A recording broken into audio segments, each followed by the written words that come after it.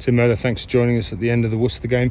Not too sure where to start really. We set ourselves what we thought would be a defendable total. Got thoroughly outdone by one outstanding innings. How do you rationalise that? It's a bit of a shell shock. Kind of guys are in there, not quite sure what's happened in that last 4 hours. I don't think we could have done much more this morning with the bat. I'm really pleased with the way, especially Luke and Umesh kind of counter-attacked and got us an extra probably 40 runs than it was looking at one stage.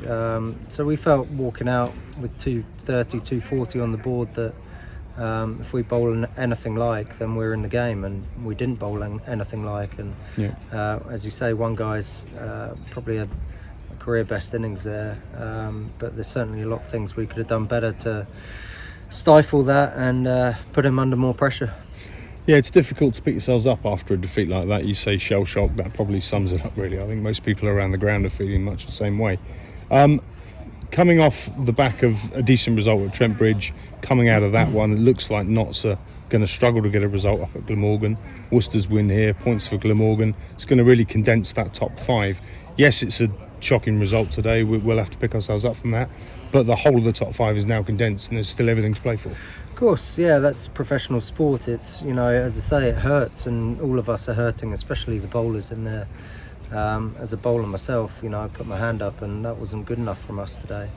But as you say, it's a quick turnaround. We've got Sussex coming to Lords next week. Two sort of tough the last three championship games have been sort of fairly tough considering the start that we had to the year, but we've got to find a way to dust ourselves off, pick ourselves up, work hard in training, put some of the conversations that we're going to have in the next few days into practice, into our training, and move forward as a team. And nothing can do that better than a win against Sussex next week at Lords. It's always good, Tim, to look for positives in any result, irrespective of a win or a loss. Hard to find too many today, but certainly plenty in the form of Luke Holman, who's really stepped up in this game, and others beforehand. Yeah, I think sort of first day we were in real trouble at 70 for 6, and that partnership between Luke and Tom Helm was crucial in getting us up to some kind of score. Really pleased with how he's progressing as a cricketer. Not just his bowling, but his batting has been come on leaps and bounds this year, and the consistency that he's showing is great. He's got a good mature head on his shoulders when he's out there with the bat. Nothing seems to faze him. So certainly another good week from him, but that doesn't quite hide the disappointment of the final result. Finally, nice, I guess, to get the final pieces of the jigsaw in place with the overseas player. It's been enormously challenging with Peter Milan's visa. I can speak in some good authority in saying that I know he's now on a plane to London, which is good news. Also great to have Umesh here for the rest of the year. That'll add some nice strength and depth with both bat and ball as we see the season out. Yeah, I really enjoyed Umesh this week. He's fitted in really well. It was 5 minutes before the toss, it was still undecided whether he was going to play. So, credit to his kind of professionalism, and, special mention to Ethan as well. He was hanging around right on a kind of knife edge whether he was going to play this game, and, has ended up having to go to the second team this week. So that was tough on him. But good to have Umesh in. He adds a bit of variety to our attack, and, I'm looking forward to seeing him with the bat in hand as well, a bit more. So, good, as you say, with Peter coming next week. That sort of hopefully will bolster us a little bit in terms of a bit of experience and a bit of backbone.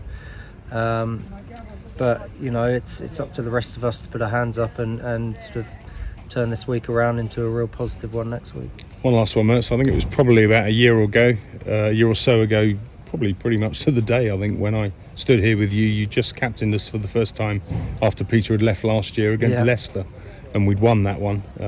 A year on, it's had its challenges. I guess today's probably not the best day to ask this, but how much are you enjoying leading the side? I am still enjoying it. It's great. It's days like this are tough, but days like this do happen, and it's how you react to that and how you learn from it. And I'll certainly go away and ponder and work out whether I could have done things any differently this game.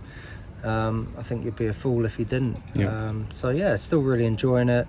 There's a lot of talent in this club. I know, that's easy to say at this time, and sort of, everyone will be looking at the result, but yeah, it's certainly a challenge, and you know, I want to learn from days like this.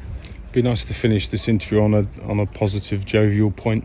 I asked you what learnings you're going to take from this game.